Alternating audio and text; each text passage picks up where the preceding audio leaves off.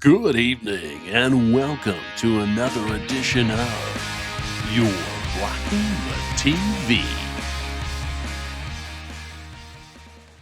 Hey, everybody, we are back yet again. Josh and Alex, this is Your Blocking the TV, and it is a podcast where we talk about sports and we just, are dads and, we try to give you some tasty tidbits for the workplace and for, your little league team that you're coaching with your kids and whatnot. So you can just seem maybe knowledgeable. Of course, Alex, some people probably look at us and they listen to us and they're like, you guys don't sound all that knowledgeable.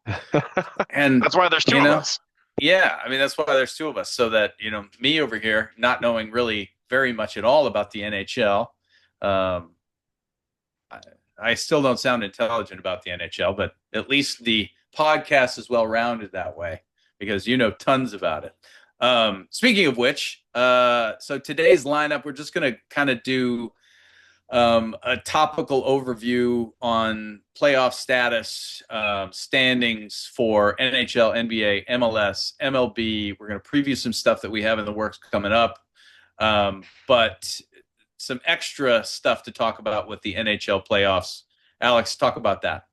Yeah, NHL playoffs really rounding into form right now. We have current game four right now in the Eastern Conference between the Carolina Hurricanes and the defending champion Florida Panthers, which I don't think has been touched on near enough.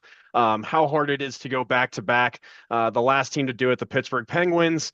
You had the Tampa Bay Lightning making back-to-back Stanley Cup Finals, but not able to overcome the Avalanche to go.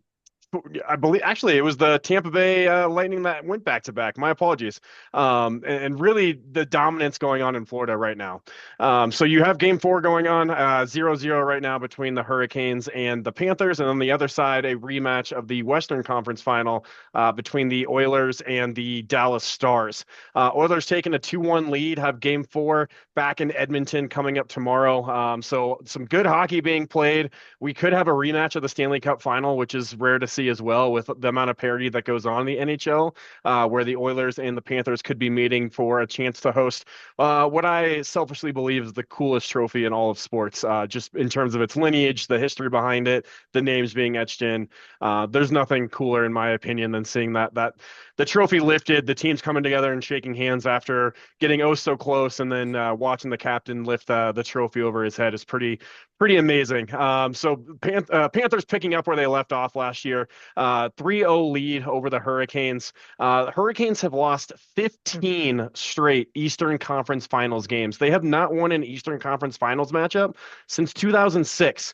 And when you're talking a best of seven series, to get swept in their last three appearances, borderline going to get swept in the fourth straight Eastern Conference Finals.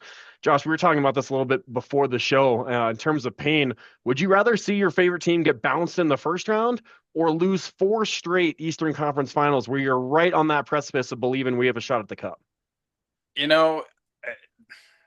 It's tough to really say.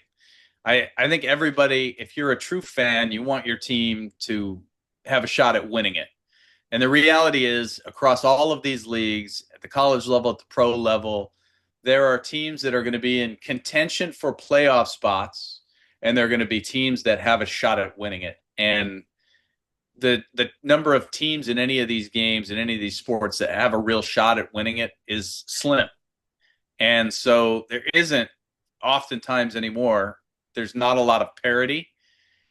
And we just, as fans, we just celebrate oftentimes when it's a team that hasn't won it, or when it's a team that hasn't won it in a while.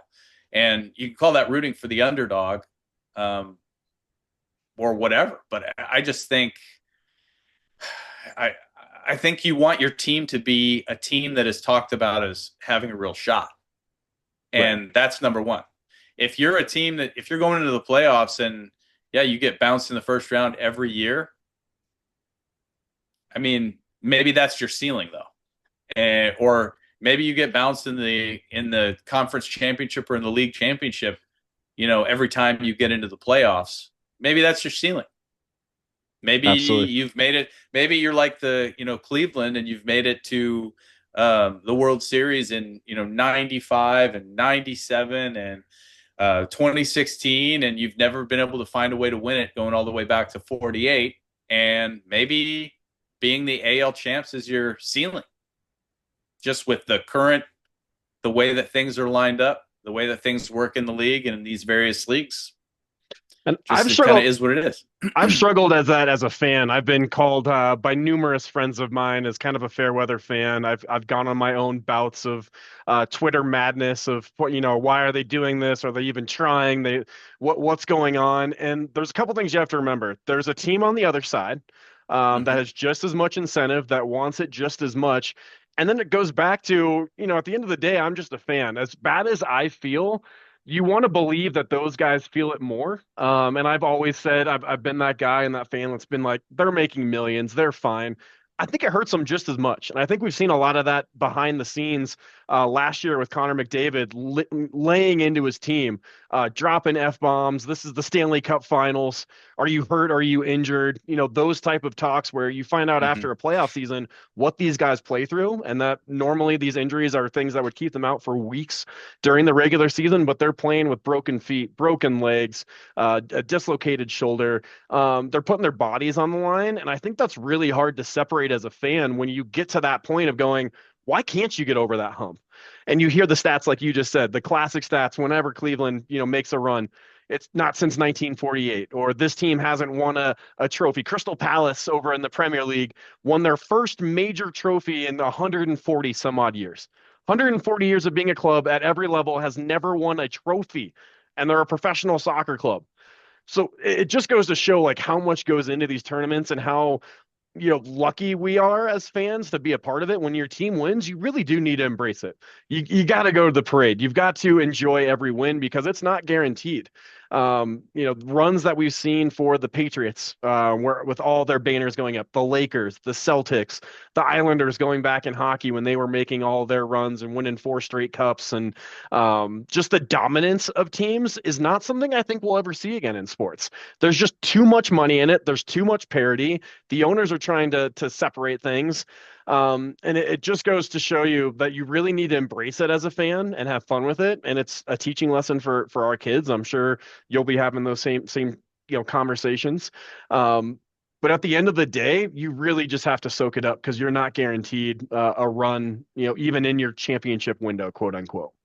Well, and we talk about that all the time, and we're getting a little bit down the rabbit hole with this particular topic, but it's not fair, right? I mean, and I think that's one of the most important lessons for kids and for people in general as sports fans and as participants, as pro athletes even, is that as much as we want it to be fair, as much as we want to be it to be an even playing field, it's not. I mean, and even when it is, there's always something that basically renders it unfair. There's always a bad call that happens that changes a game or something like that, right? Or, like right now, Cleveland is playing the Dodgers, and Cleveland has been playing relatively well, just took 3 out of 4 against the Tigers. The Dodgers, I mean, Shohei Ohtani hit a home run on the first pitch today. And it just reminds you how much of a difference there is. And really what it comes down to me, it's mostly money. And sure. in the leagues that have salary caps, they find ways to work around, right? I mean, you have your stars that are willing to take pay cuts so they can get better players in town and et cetera, et cetera. But ultimately it comes down to trying to stack a team to be better than the league average and give yourself a shot. And I mean, you look at like sports town versus sports town. If you're a true Bay Area sports fan, you've had plenty of success over the years, right? If you were a true fan who roots for, the Giants, roots for the Warriors, and, roots for the Niners or potentially the Raiders, but probably the Niners, you've had plenty of success. It's just not often in all sports at once, but that's the thing, right? I mean, you've had plenty of success, even though the Warriors were not very good for a really long time. And then they've gone on their run of success. But yeah, I mean, the Giants were good. Giants have won 3 championships this century. The Niners haven't won a championship in a while, but they've been in the conversation. And then they're you've fun to got watch. and then you've got cities like, again, like Cleveland. Yeah, the Browns certainly haven't had any success recently. Cleveland is always in contention, but has not been able to get over the hump in baseball. Right. But the Cavaliers have been successful. So how much are those fans hurting unless they're just a fan of one specific sport and one specific team? Right. You take somebody like me, I'm not a true Cleveland sports fan. I'm just a Guardians fan. When you pick and choose teams from different metros and it's not based on success, which oftentimes, I mean, I think you can attest to this, it oftentimes is. When you're a kid, you pick the team that's really good. And then maybe when you're a grown-up, they're not. And you stick by them, and that's commendable.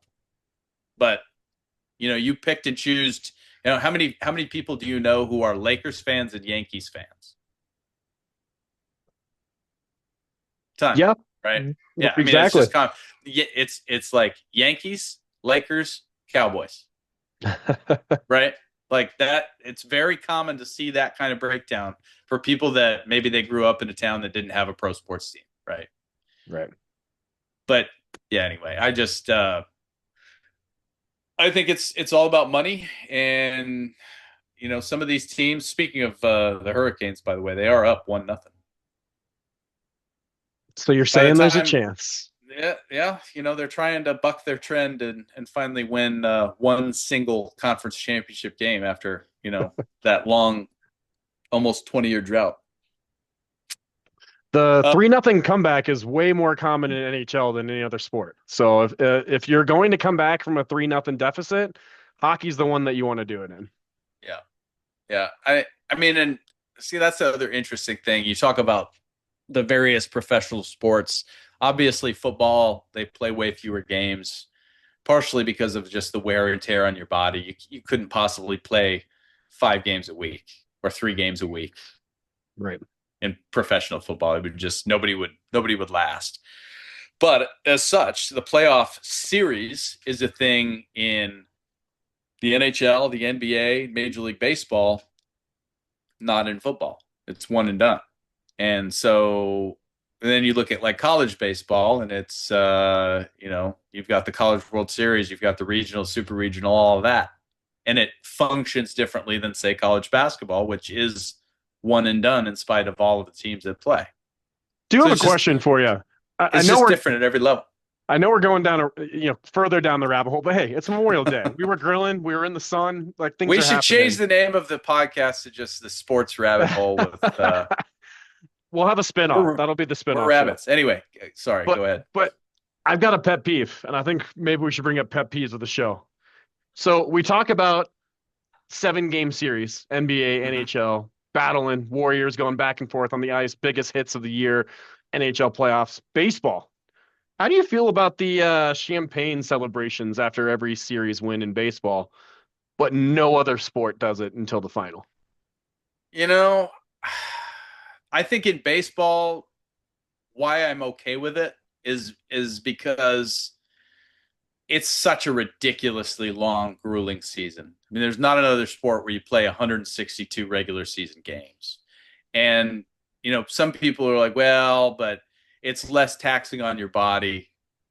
Yeah, maybe to an extent. But like when you're talking about being a professional athlete, playing at that level, the amount of work that those guys put in over the course of a 6-month time frame, and then how little real time off they have after that. I think getting to the playoffs is something to celebrate. Even though more teams get to the playoffs today than was once upon a time the case. And I think winning a playoff series is something to celebrate. Sure. Now if we started to see that, we won one playoff game and we have a celebration after every one, that's too much. But we're not there. We're not there, right? I think especially with the lack of parity when it comes to, I mean, you've got a handful of teams in Major League Baseball that are spending $300+ million a year. Case in point, again, Dodgers, 331 million. That's not including the deferred money for Ohtani that really would be in there. So really they're probably over 40 or over 400 million, right? And then you've got teams like Cleveland, who isn't even the lowest salary in baseball, at less than a third of what the Dodgers are paying their roster. And that's insanity. I mean, that's crazy. That's such a gap. And I talk about how much I enjoy rooting for an underdog team because of how cool it is to see when that team beats the Yankees, for example. It's neat because that based on the numbers, you shouldn't have a shot at all. So when you beat them, it's great. But at the same time, just beating one of those teams doesn't win you a World Series. Right. Chances are good, the playoffs in the American League are going to run through the Yankees. And you're probably going to have to get past them. Or when the Red Sox were good, it was the Red Sox. And, maybe you had to get through both of them and then throw in Tampa Bay when they're, playing like witches like they sometimes do. And then you look at it's just, I think it's something to celebrate. It's a long season. It's hard to get through a playoff series and, especially the 7-game series. So fair enough. Yeah. And that's not to take away from the fact that, the Major League Baseball has the fewest professional teams in all of the major sports leagues. Right. So that may not be true for much longer. We'll see. But anyway, yeah, I think it's just that's just nuance. That's just something that's different about Major League Baseball. Just like there are things that are different about the NHL, NBA, NFL. How long has it been since we had a new franchise in MLB? And is there talks of adding another one? Because it's been quite some time. The last 2 teams that joined were Tampa and Arizona. Wow. So that was, I think, I'm going to go 99. I think that was 98 or 99. Okay. And then before that, it was the Marlins and the Rockies. So yeah, it's been quite some time. Before that, it was a really long time. So, yeah, I mean, we're certainly due. And 30 teams versus 32, I think it would be good if we could add an East and a West in there. But, yeah, I've given up. We've talked about this before. I've totally given up on Portland getting a team. Just have to be satisfied with the fact that we have a pro soccer team and a pro basketball team and just call it good. But anyway, well, let's get back to what we were talking about. So yeah, pain factor as a fan. Yeah, I think you just have to be realistic as a fan. You have to know when your team really has a shot and when your team really doesn't, and you have to be willing to take the win. In 2016, when Cleveland found a way to lose Game 7 against the Cubs, and the Cubs ended an extremely long drought to win the World Series that year. On the one hand, going into that entire playoffs sequence, I thought we'll be lucky to win one series. And then there we are in the World Series. And then I thought, well, the Cubs are a team of destiny. There's no way we're going to beat them. And then we played really well. And it looked like maybe we would. And then it looked like, nope, they're going to get us. And then in Game 7, it looked like we were dead. And then we came back. And so it's this roller coaster of emotions. You have to be willing to take the moments and just appreciate them as, for the way that it makes you feel and the memory that you get. And just know that while it feels like you've got a lot on the line as a fan, you really don't. It is just a game. And there will be next year. And, it's just part of the glue that keeps our lives together, I think. to having something to root for on a daily or weekly basis. Yeah, So time definitely heals all wounds. I You're just gonna try to watch be next season. I just try to be grounded about it and just know that, yeah, I mean, there's only a handful of teams that really have a shot. And if you can find a way to sneak into that group of teams without having to spend a fortune, then, enjoy it while it lasts. And if not, enjoy the little things about rooting for your team, whoever they may be. I can be quoted as saying to my kids after the Avs broke my heart. I saw a green jersey today around town and looked at my daughter and said, why do I even care? They don't know who I am. They don't know me, Adam from Steve over here. Like I just buy all these jerseys. Like what's wrong? And she was like, she looked at me. She goes, "Dad, we do it because we love it." And I was like, "All right, kid. That's cute. Let's stay with it." So A we'll little stay wisdom after from it. the kid. Got to keep everything in perspective. I'm gonna watch come next October. I'm gonna follow them. My favorite teams through the off season. Hope they continue to do well. And that's commitment from a whole. You just stay committed to your team and continue to follow. And we've got on the NBA side, two Northwest Division teams battling between the Thunder and the Timberwolves. The Timberwolves, the city of Minneapolis, not having a champion in basketball since the Minneapolis Lakers of 1954. And then, of course, the Lakers move into LA. So you've got two teams that have not won an NBA championship on the Western Conference side. And then you have the Blue Bloods on the Eastern Conference. Pacers and Knicks. Josh, I'm not sure if you got a chance to see any of those games. Pacers up 2-1 with Game 4 coming up in Indianapolis. Believe it's tomorrow. Yep, Um, tomorrow. those games have been so exciting. I mean, two teams that have all breaks or all gas, no breaks. Jalen Brunson's been putting up monster numbers, most points through 3 games in an Eastern Conference final. The Knicks were down 20. I looked at my wife yesterday and said, they're done. They're going to go down 3-0.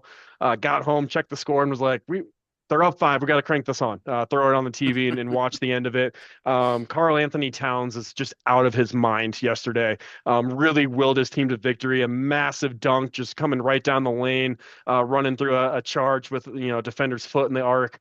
That series has just been amazing. Halliburton has been playing out of his mind. I'm not sure if you saw the buzzer beater 2-pointer. Thought it was a game-winning 3-pointer, but foot was on the line. Ball bounces off the back of the rim. The flat part there goes straight up in the air and comes right back through the hoop. A shot that you don't see during the regular season, but of course in the playoffs hits the perfect spot, that perfect corner for it to go up and come down. Just an amazing series between two blue bloods, two teams that have a lot of animosity. You've got the famous choke signal going back to Spike Lee sitting on from Reggie Miller sitting on the sidelines looking right at him. It's been awesome to see this rivalry renewed. And then just to see OKC and the Timberwolves really hoping for competitive. I'm done predicting anything about the Thunder. I thought the Nuggets were going to get absolutely steamrolled. They find a way to get it to 7 and playing with, basically 3 starters hurt. Couldn't take down the Thunder, but the Thunder have proved that they can get through. They've had a really nice path, I will say, by having to work their way into the Western Conference Final and a potential going up 3-1 tonight. They're up 8 at halftime over the Timberwolves. So if they can get it to 3-1, pretty high likelihood that they're going to the NBA Final. I think any matchup from the East, I just like those two Eastern Conference teams. Two veteran, battle tested, down 20 can come back to win, winning overtime games. It's been a really fun thing to watch.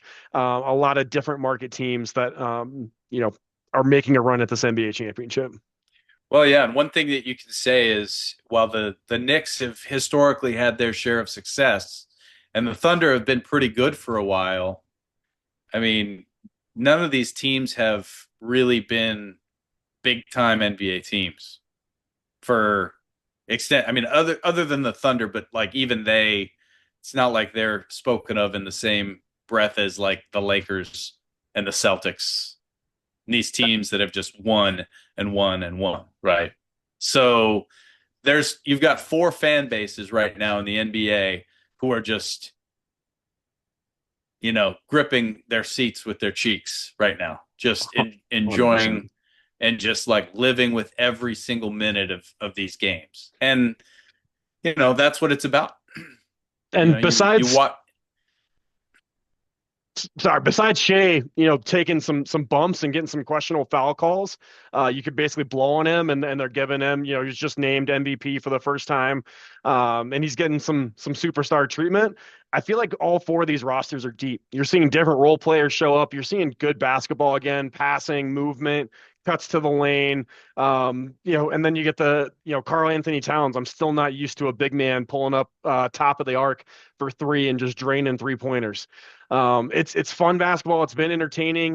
Typically don't watch NBA when my team's out, just because it's one of those sports for me that you can tune in at the fourth quarter and see all that you need to see. But with the amount of comebacks we've seen, and these fan bases get involved, and just seeing different teams and realizing how much talent there is to go around, it's really been a great product. And I really feel if any of these four teams to win the title this year will be a good ambassador moving into the season next year as well.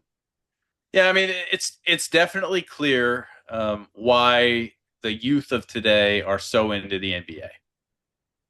No doubt. It is an exciting product, as you said. It's an exciting game. The way that the game is played today versus the way that it was played 50 years ago, for example, I mean, it's just night and day. And we've reached the point now where on the WNBA side, where players like Caitlin Clark are really just building the excitement about that product. And I think that's good for the sport all across the board. We actually watched the New York Liberty play the Indianapolis Fever. Yeah, with Fever, yeah. with Caitlin Clark. It was awesome. Having my daughters get clued in, like was watching and all of a sudden turned around and they're curled up on the couch watching with me and not really saying much, just kind of asking some questions, just knowing that they have a platform to get to. Seeing some of the things that Caitlin Clark said about, hey, we shouldn't make as much as NBA, but we should make more than the live golfers because no one watches them. You got a point. I love it. I love that type of attitude. And there are things to be said, right? Like there's a lot of jabs that are going towards the WNBA still as being a layup league and this and that, but they play fundamental basketball. And yeah, they have some missteps and some missed shots, just like the NBA does. But we needed the bigger pundits. I'm not the biggest fan of Barstool, but the fact that they're following WNBA and having those conversations and getting them in mainstream media and doing, here's my WNBA parlay, it's going to let you key into a different sport. I think I texted you about this week, Josh. I've gotten more into MLB baseball because I've been putting, hey, I'm going to put $1 on this game. And then I'm invested because I want to see if I can make that dollar. So I'm going to watch Reds Pirates. I'm going to see what's going on with the Phillies. I'm going to check out the AL and see what's going on that side because I'm invested. Whether it's $1 or just sitting there, I'm going, hey, I'm going to put $1 on over 1.5 RBIs so I can pay attention to it. Yeah, it's the same. It's the same for me. I mean, I don't bet on games, but I play in 2 fantasy baseball leagues and typically 2 or 3 fantasy NFL leagues. And so that's just an extra boost for me to not just watch my team. And so if I'm looking at the scores and I see that one of my guys is either up or coming up, and I'll just pull it up on my phone and watch the at bat, and then I'll watch the highlights and et cetera, and it's more exciting because I feel like there is something at stake for me. Right. And it does it. I mean, that's why I obviously don't want to see, the Pete Rose kind of stuff and the point shaving type stuff that happens where you've got big players that are influencing players and et cetera, et cetera. I don't want to see that stuff, but I think overall legal sanctioned sports betting is good for sports, because it drives fan engagement, and the fans ultimately are who help the teams and the sports make money. And, the more excited, the more engaged we are, the better it is for them. Well, I remember growing up watching baseball games in Coors Field and the Rock Pile, and you're younger and, we weren't betting, but hey, this guy's going to get a hit. But he's going to steal this bag, and just kind of, edging your neighbor. There's easy ways to get invested in each of the sports. So pick a team, pick a player, hop on to the betting boards and look up who rookie of the year is and who the top of the board is, so you can get a feel for each of these leagues. And I think that's the easiest way of getting involved in these sports, is finding those top players to watch. And that's going to get you invested, learning about the rules. And then before you know it, you're following a team and you're off on your fandom journey. Yep. And I become a fan of certain players, to the point where I will collect their memorabilia and their cards and etc. based on either they play for my favorite team or I have them on a fantasy team and I just enjoy watching them, enjoy their style, something about who they are I just like. And so having teams that you're fans of, but also having individual athletes that you're a fan of is not something to sleep on, I think. Absolutely. Absolutely. So anyway, we'll keep it rolling here. NBA playoffs, obviously, pretty exciting, especially like you said, that Pacers Knicks series in the Eastern Conference. I don't think anybody really believes that the Timberwolves are going to beat the Thunder, but it'd be cool if they did. Just not because we hate the Thunder, but just because we'd love to see a 6 seed get to the championship, and we'd love for it to be Minnesota. Everybody loves Anthony Edwards. I mean, the guy is just electric and fun to watch. Um, but whoever gets to this championship, it's going to be a good championship final.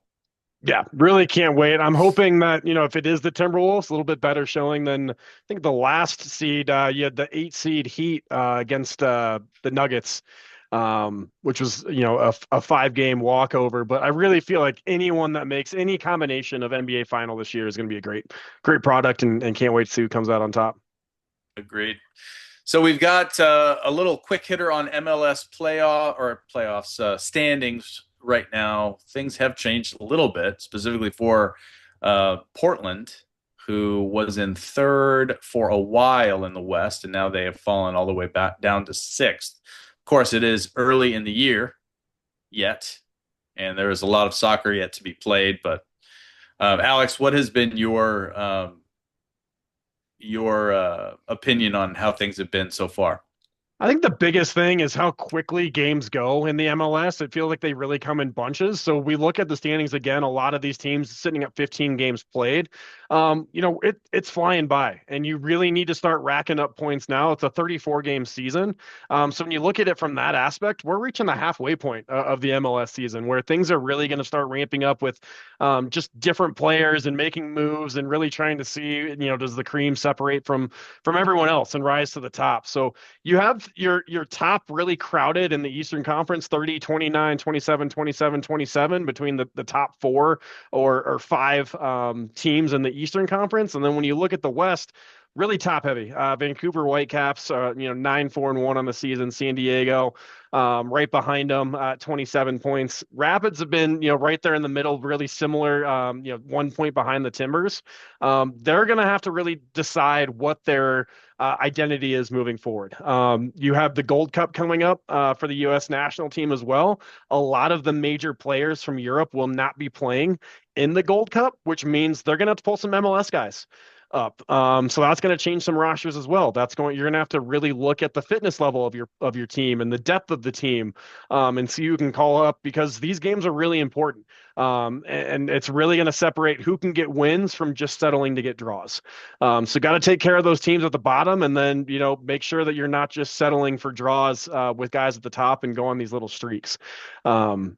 Yeah, it's the biggest thing that stands out to me is just the LA Galaxy. 0 wins, 4 draws, 11 losses. I cannot think of the last time that I saw the Galaxy at the bottom of the table in an MLS slate, and by far the worst team in Major League Soccer this year.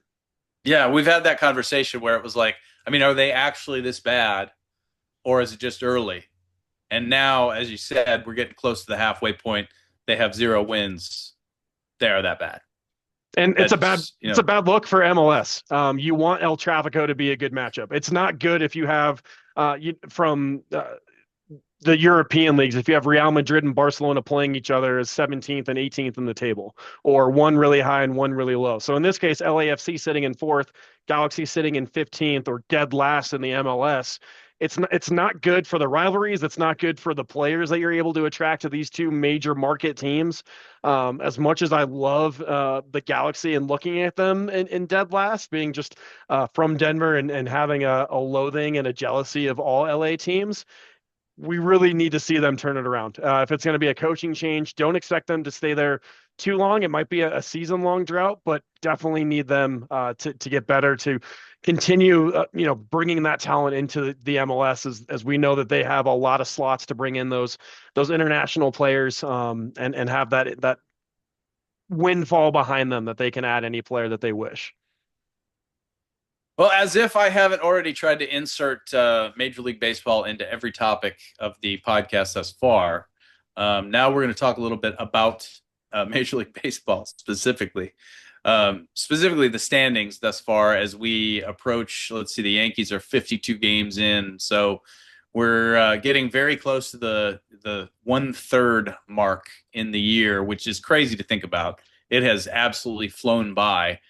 But looking at the standings specifically, just real quickly, the Yankees in first in the AL East, playing well, 16-12 against teams above 500. The Rays, Blue Jays, and Red Sox very close behind them, but none of those three teams are playing particularly well. The Rays have won 6 straight, and are starting to make a climb from where they once were, which was basically 4th place. The Orioles are just out of it. They fired their manager. There's just seemingly no hope there, which is sad to me because they were an exciting team to root for a little while there. When they weren't playing my team, but they're just bad, and I'm not sure that division gets 2 teams into the playoffs as of now, based on especially the AL Central and a little bit more quality in the AL West. Yeah, and looking at the standings and what they've done, a lot of 5-5 over their last 10 game stretches. 500 baseball is not going to get it done, especially in that competitive a division. I see them almost cannibalizing themselves as they continue to play each other down the stretch. Where if you're not sweeping series, you're really not making much of a dent into the wild card, or trying to scratch and claw and keep pace with the Yankees. Like you said, the Orioles have been such a disappointment. They were such a fun team to watch. They have Holiday, who was just really fun to watch and getting some good ABs, and they just fallen off. And unfortunately, love Gunnar Henderson there. Holiday, obviously an exciting young prospect, and I mean they really do have a crew of young position players that are either up or coming up, and yeah, it's just a bad product there. So and you my feel fear kind of with bad that for 'em. team is where they're going to start selling, and you're not going to see them really compete for Yeah. years to come. And that's just what I've gathered from my years of watching baseball, is the big teams continue to say, "Hey, we're going to sell the prospects pool because we're in win now mode. We're going to win 5 of the next 7 World Series, Dodger land." And also Yankees are, that the Baltimore Orioles phone is going to be ringing off the hook come trade deadline season. Mm-hmm. Yeah, and there's and we've been talking about it a little bit about just content for the podcast and some of the fun things that we could do outside of just talking about standings and who we like, who we don't like, et cetera, et cetera. And so just know that there is some stuff that we're going to get into on that. We're working on to try to, I mean, frankly, make this a little bit more like a podcast. You listen to some of these podcasts and it's just maybe 1-2 voices, and it's easy to listen to in the car, especially the true crime podcast. I mean, I feel like there's so many of them and they're such high quality. We've got to be able to do something that is in that same vein, but in the sports world. So anyway, so AL Central, Detroit's still leading the way in spite of having lost 3 of 4 to Cleveland. Cleveland 5 games back, Minnesota 5 games back, Kansas City right behind them at 6 games back. That's a 3-team race for second.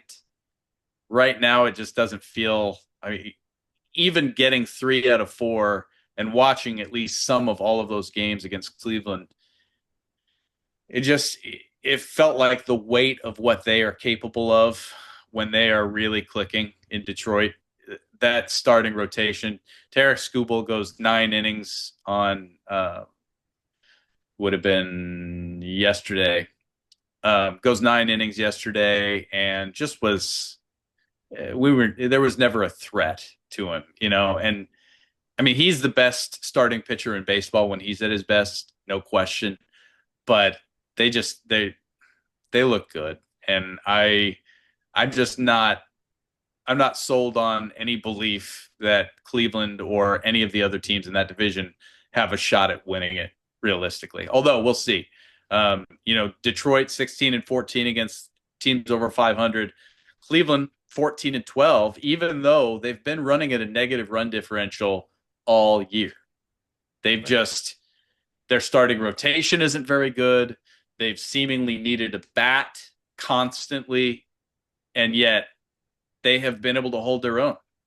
And the only thing that I can say to explain that is they have grit. They have a gritty manager. They have a gritty pitching coach. They just scrape. They find ways to win. They don't play particularly good defense this year. They've got guys that are leading the way at their respective positions in errors, which is not characteristic of Cleveland baseball. Yet they just kind of hang around.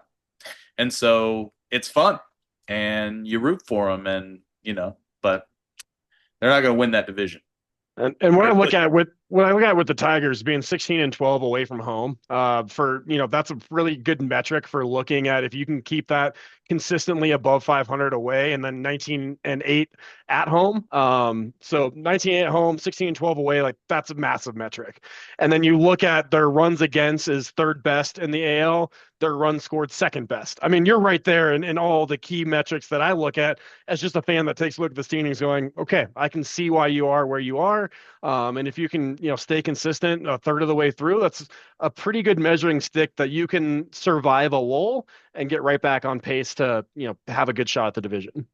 Absolutely. And I mean, you look at the White Sox and, here we are a third of the way through the year and they're out of it. That's, a broken record at this point if you're a Southsider fan. And talking about those crosstown rivalries, that's not much of a rivalry, and it hasn't been much of one in a while between them and the Cubs, unfortunately, because of that. On the AL West side, the Mariners have still, managed to hold on to that first spot for the most part. Nobody is playing particularly well in that division. As we said last time, the Rangers were picked as, they're going to be back. They're going to be as good as they should be, as good as they were when they went on their World Series run 2 years ago. They haven't looked particularly good. They're running at a negative run differential and sitting in fourth behind the Angels, who, I mean, nobody expects anything of the Angels. Really, it's just, the Astros, maybe the Mariners and the Rangers out of that division, and yet nobody is out of that division. The A's sitting in fifth at 23-31, only 7 games back of first, and they have shown some signs of life. They've got some young guys. We're going to talk about Jacob Wilson and the season that he has put together. Seems like we did talk about him last week, I think, as well, or last time. But they're one of those teams that it's like, how are they not the worst team in the league? And they're not. But right now, I wouldn't dare crown the Seattle Mariners or even project that they're going to win that division. I think in the end, the Astros probably still win it again. Maybe the Rangers finish second and the Mariners finish third. But, I mean, I'm not going to root for that. I'm going to root for the Mariners. Because the Mariners, that's a fan base that has just been, talk about disappointment. Talk about, like, making it to the, getting bounced in the first round, but at least you made it. Like 2001, Ichiro's a rookie. They break the single season win record and they just get bounced. I don't think the Mariners fans want anyone rooting for them, right? They're saying there's nothing to be excited about, nothing to see here. That's a painful fan base to be a part of. You can set the wins record. You can win a lot of games. You can barely squeak in. Regardless, you're still not expecting to do much in the postseason, which is just, that's a brutal spot to be in. I think the Angels have been the surprise. Definite to see them middle of the pack. I've been keeping a close eye on the A's. They're a fun baseball team to watch. I don't know what it is about their games. It's very boom or bust with them. They've got a bunch of AAA ball players on their team. I mean, a bunch of guys that are, fresh off of being prospects or are still basically prospects now. There's not a lot of veteran leadership on that team. And so for them to be able to hang around is pretty impressive to me. Again, I think for them to not finish dead last in the American League is an achievement with what they put into their franchise at this point. We've talked about it. We know that once they get to Vegas, if that actually ends up happening, which some people think may not at this point, they may have vacated their home too prematurely. But if they get to Vegas, things are going to change. But for now, they're just sort of like, well, they're the extra team in the American League. And so, again, for them to not be last is impressive. And they're not. So there you go. On the National League side, National League East, pretty competitive when you're talking about the Phillies and the Mets. And then just knowing that the Braves, they just got Acuna back. I mean, the Braves are good. There's no reason to think that the Braves are not going to be in contention when it's all said and done. Right now, they're 8.5 games out of first and sitting at 25 and 27. To me, that's the most interesting team in that division because of that, because we know how good they are. Waiting for them to reel off a 10 straight, a double-digit win streak, a couple of sweeps in there, and they're right back in it. 16-9 at home, 9-18 away, have some things to clean up, but a positive run differential. Everybody in the league is just waiting for the Braves to make their break and hoping that it doesn't happen during that stretch of when they're, either going to their park or they're coming to theirs.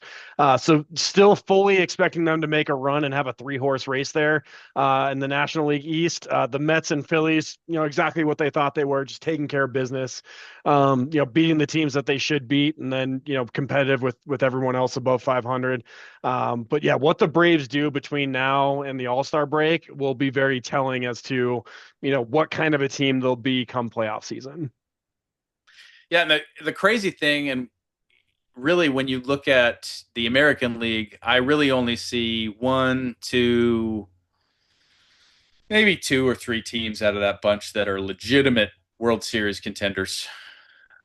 But in the National League, I think the Phillies, Mets, and Braves. And I'm giving the Braves a lot of benefit of the doubt, considering how they've played thus far. But we know how good they are. I think that they're a legitimate World Series contender when it's all said and done. And of course, it's obvious that the Phillies and the Mets are. They're stacked, and they're playing like it. And then you think, okay, well, the National League is just stacked in the East. No.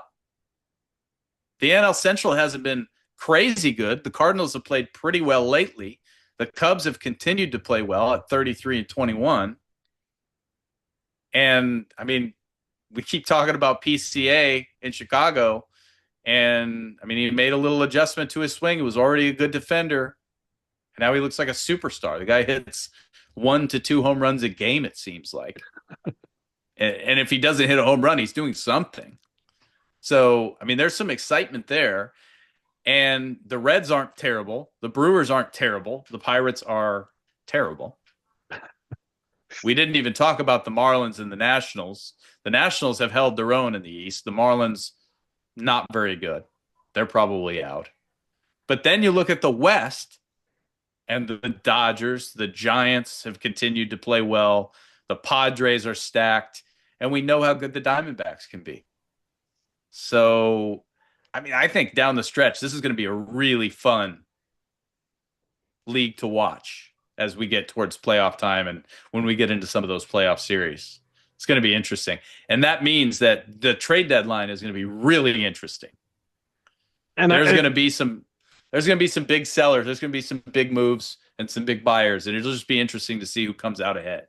The arms race in the NL West will be really interesting. Who's going to really go for it and say, hey, we just need to make the dance and things can happen? Or do you let it just be a 3-team race? Because it really is a 4-team race. The crazy thing to me is the Rockies are on pace. Here's a stat for you.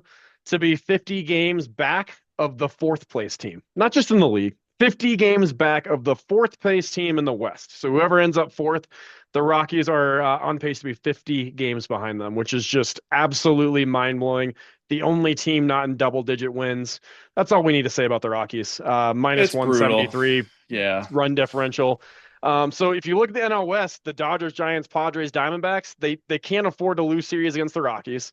They hmm really need to, focus on series wins against one another. But my goodness, what a murder's row of teams to get through. That one of these teams is going to have, probably, be in those early postseason matchups where you're going to see a good team bounced early. hmm Yeah, I mean, if we look at the top six teams in the National League, let's just say the Braves don't make a run, and it's Phillies, Mets, Cubs, Dodgers, Giants, Padres. Let's just say, what a slate! Oh man. Like that. That's oof. Anyway, yeah, it's exciting to think about. Um, what that's going to look like. That's going to be fun. So, that being said, we did want to talk a little bit about some Rookie of the Year candidates and predictions, standings predictions. I think we've pretty much covered that.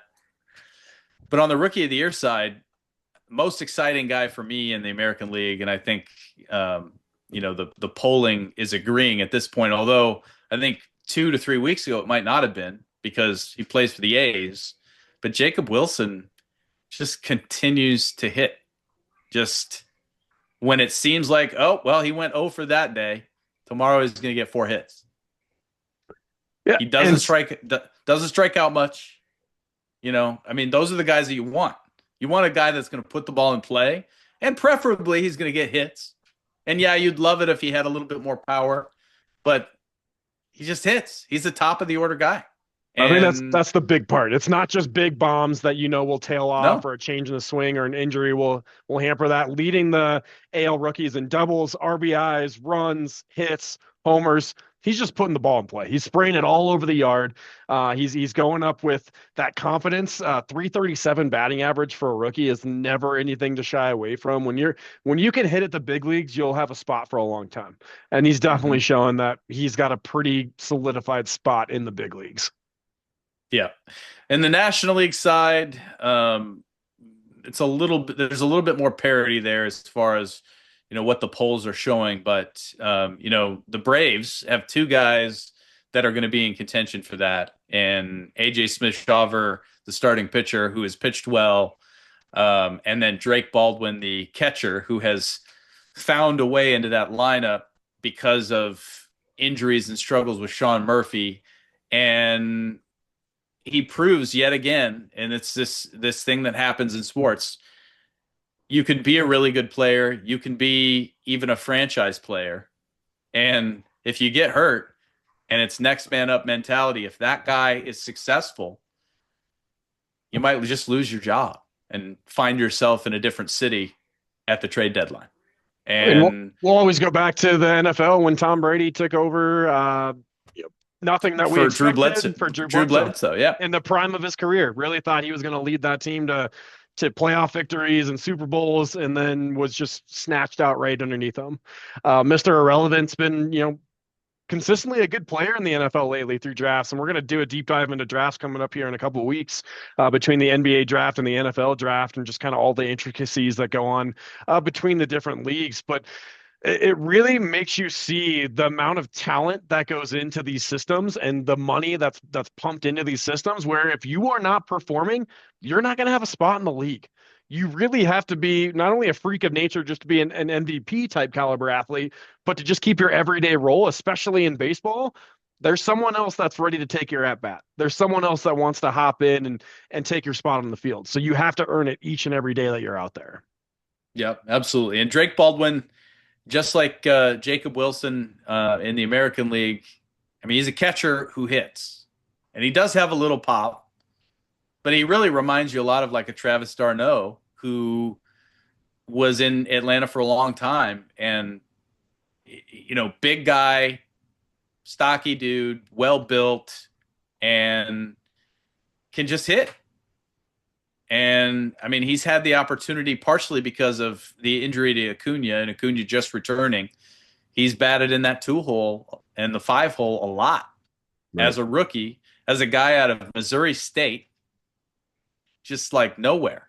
I mean, he wasn't a super low draft pick, but you just love to see those stories, especially with catchers, because we know just how tough of a job that is and how, by the average fan, how underappreciated catchers are for what they do on the field and what they do for a locker room. Uh, but I'm a huge Drake Baldwin fan. I think in the end you're going to see Drake Baldwin emerge as the everyday catcher for that team, and Sean Murphy is going to find himself on the move again. Which was not And anticipated early on no, this no, I season. mean they went and got Sean Murphy because they wanted him to be their franchise catcher and bat in the middle of the order for him. And when he has played this year, I mean, he's a good catcher, but he hasn't hit, not particularly well. Batting in the low 200s is not going to get it done for a guy that is billed as an all-star catcher. Right.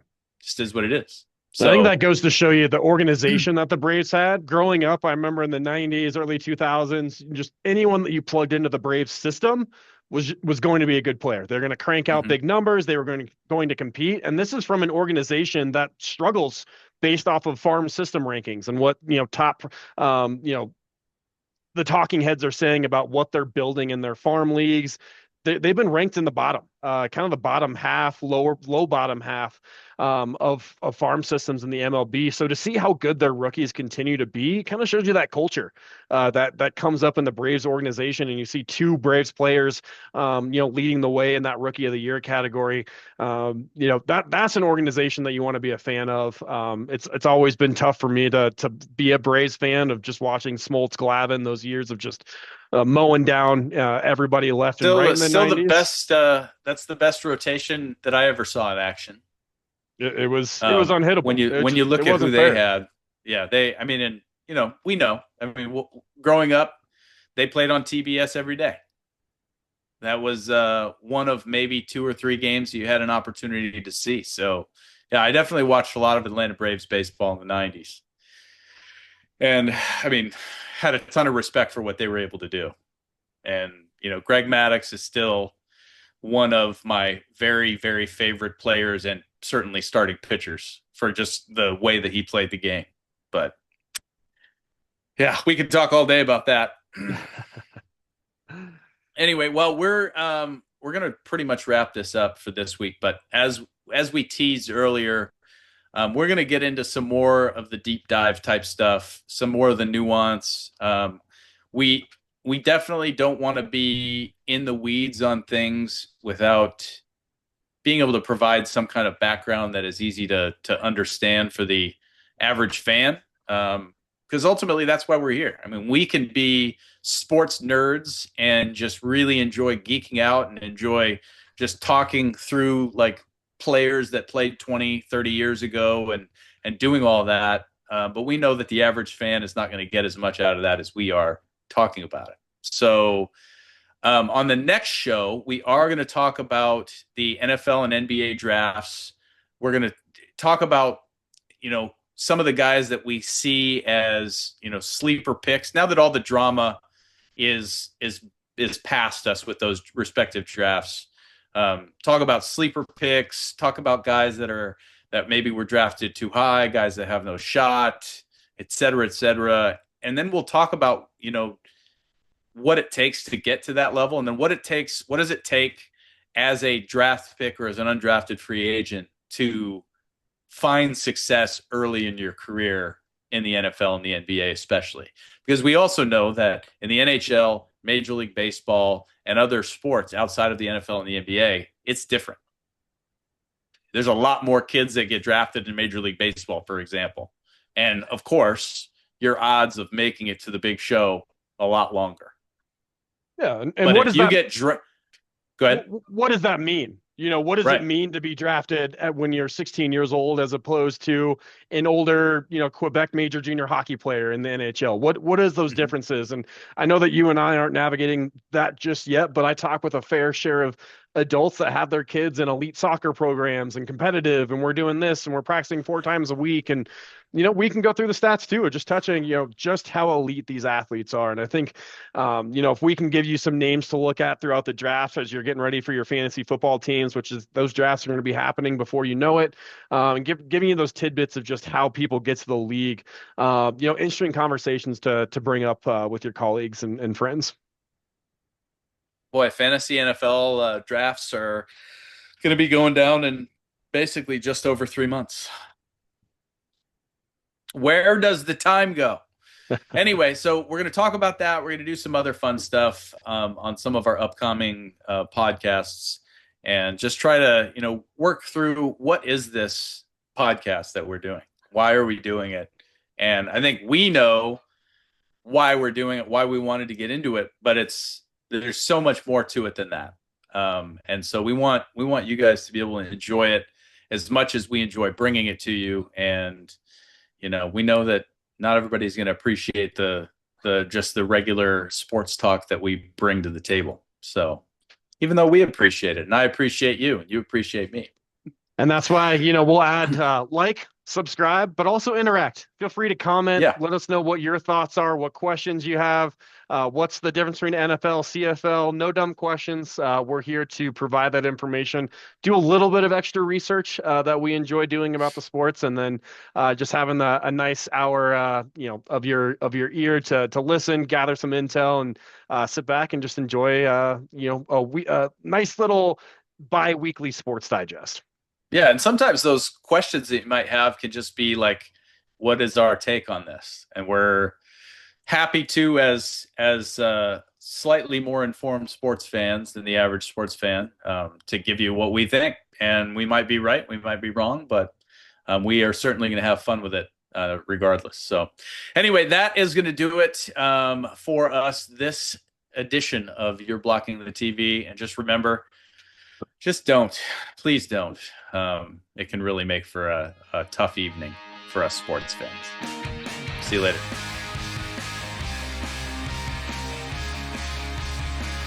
If you enjoyed this video, don't forget to like, share, and subscribe.